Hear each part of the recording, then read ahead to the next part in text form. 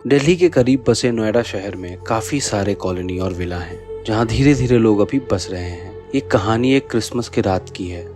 रात के 12 बज रहे थे और पूरा शहर शांत था, मगर नए साल के इंतजार में शहर रोशनियों से जगमगा रहा था। शहर के कोने में एक पुराना और अकेला विला था। इस विला में एक लड़का रहता था, नाम था अर्जुन, और पास के गवर्नमेंट प्रोजेक्ट्स के लिए नोएडा आया था। उसके बाकी रूममेट्स की उन दिनों नाइट शिफ्ट थी, इसलिए वो घर में अकेला ही रहता था।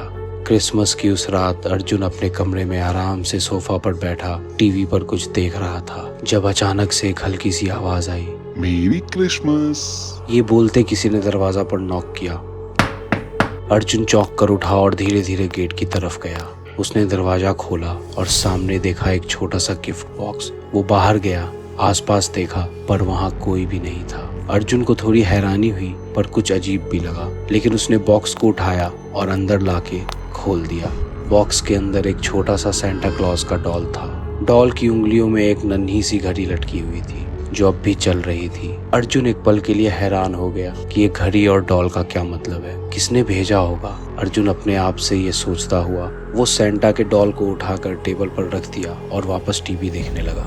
लेकिन कुछ देर बाद उसको कुछ महसूस हुआ कि जैसे उसके आसपास कोई खड़ा है। उसने जैसे मुड़कर देखा तो वहाँ कोई भी नहीं था। उसका मन परेशान होने लगा।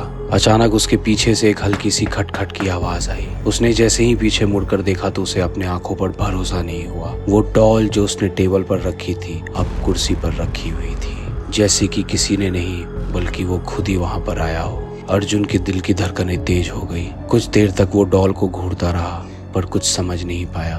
उसने धीरे से डॉल को उठाया और वापस टेबल पर रख दिया, लेकिन अब उसका मन और भी बेचैन होने लगा। अब वो बस सोच रहा था कि ये सब उसका वहम है। तभी एक और अजनबी सी आवाज उसके कमरे में गूंज उठी।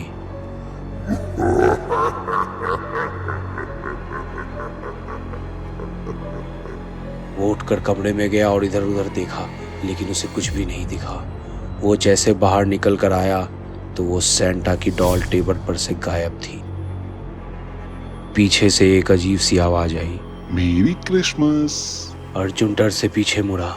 वो डॉल अब एक जीता जागता सेंटा क्लॉज बन गया था। उसकी आंखें चमक रही थी और उसके हाथ में वही छोटी सी घड़ी थी। अर्जुन तुरंत वहां से भागा और अपने फोन को उठाया, लेकिन वो जैसे ही फोन से किसी को कॉल करता, फोन में मेरी क्रिसमस का वीडियो बजने लगा और सारे बटन काम करना बंद कर दिए। अर्जुन की सांसें तेज हो गई। उसे समझ नहीं आ रहा था उसके साथ क्या हो रहा है। उसने अपना फोन फेंका और तुरंत वहां से बाहर की तरफ भागा, लेकिन दरवाजा अपने आप बंद हो गया।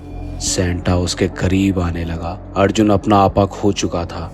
इससे पहले कि अर्जुन कुछ कर पाता, सेंटा उसके सामने आ खड़ा हुआ और हंसते हुए बोला, मेरी क्रिसमस।